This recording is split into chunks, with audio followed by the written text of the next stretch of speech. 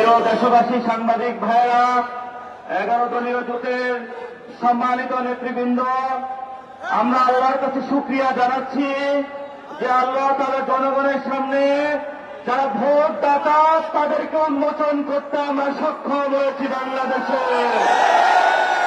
ওরা শুধু ভোট চুরি করে নয়, ডাকাতি চালাচ্ছে। আমাদের সুস্পষ্ট অনেকগুলো দাবি রয়েছে।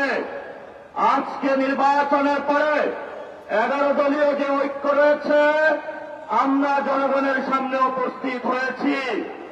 আমরা প্রথমত বলতে চাই, পার্লামেন্টে যে ভোট ডাকাতরা গিয়েছে, জনগণের সামনে আমরা বিরোধী দল হিসেবে হাজির হয়েছি। আমরা রাজপথে থাকব। কড়ায় গন্ডায় ইঞ্চি ইঞ্চি করে জনগণের উপরে যারা ভোটে ইঞ্জিনিয়ারিং করেছে, ভোট ডাকাতি করেছে, নতুনভাবে জুলুম চাপিয়ে দেওয়ার চেষ্টা করছে, আমরা তাদের কাছ থেকে বুঝে নেব ইনশাআল্লাহ। আমি সংক্ষিপ্ত কথা বলবো। আমাদের ভাই শহীদ উসমান হাদী আজকে আমাদের মধ্যে থাকতে পারতেন। সংসদ সদস্য হিসাবে ঢাকা 8-এর আল্লাহ ওনাকে শহীদ হিসাবে নিয়ে গিয়েছেন। আমরা বিচারের দাবিতে মাঠে গিয়েছি। আজকেই যেহেতু বিরোধী দলীয় যাত্রা হচ্ছে এই বায়তুল মোকাররম থেকে, আমি সরকারের কাছে আহ্বান জানাবো, দেশের কাছে আহ্বান জানাবো, প্রশাসনের কাছে আহ্বান জানাবো, আপনারা দ্রুত গতিতে শহীদ উসমান হাদী ভাইয়ের হত্যাকাণ্ডের বিচার যাতে হয় সেই উদ্যোগ নিন। আমাদেরকে এতদিন বলা হয়েছে বিচার এবং নির্বাচন মুখোমুখি দাঁড় করাবেন না। আমরা মরিয়া প্রমাণ করিলাম যে আমরা নির্বাচন বিরোধী নই। এখন সময় এসেছে শহীদ উসমান হাদী ভাইয়ের হত্যাকাণ্ডের বিচার করতে হবে।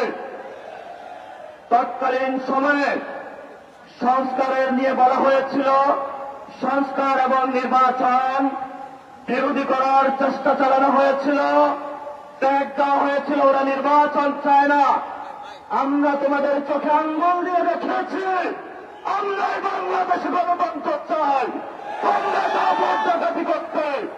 এখন সময় এসেছে, কোন 9-6 চলবে না। সংস্কারে জনগণে যে হাবতে ম্যান্ডেট দিয়েছে দ্রুত বাস্তবায়ন করতে হবে। সাথে সাথে বাংলাদেশে সন্ত্রাস, চাঁদাবাজি, দখলদারিত্ব বন্ধ করার উদ্যোগ নিতে হবে। এবং নির্বাচনের আগে আমরা এই বায়তুল মোকাররমে দাঁড়িয়ে একটি প্রটেস্ট করেছিলাম। ভোট ডাকাতির জন্য আমাদের জামাত ইসলামের এক ভাই গুলিবিদ্ধ করা হয়েছে, পা ভাঙা হয়েছে।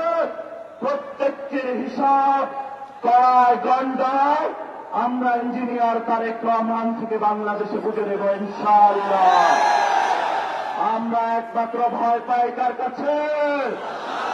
আল্লাহ ছাড়া আমরা কার কাছে ভয় পাই না। হে মালিক, তুমি আমাদের রক্ষাকারী, তুমি আমাদের রিজিক দাতা।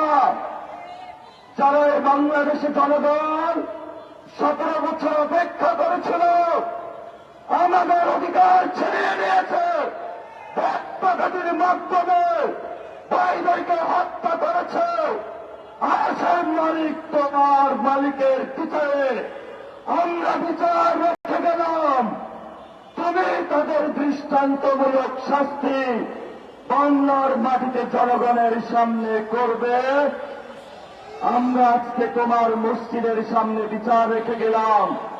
বাংলাদেশের মানুষ হতাশ হবেন না। লা তাহজান, ইন্নাল্লাহ মানা। আল্লাহ আমাদের সাথে আছেন, শক্তিমান, ভয় নাই। চোখ রাখবো, আমরা ইনশাআল্লাহ দ্বিগুণ হয়ে পার্লামেন্টে যাব। সবাইকে আসসালাম, সবাই দোয়া রাখবেন। আসসালামু আলাইকুম ওয়া রাহমাতুল্লাহি ওয়া বারাকাতুহু।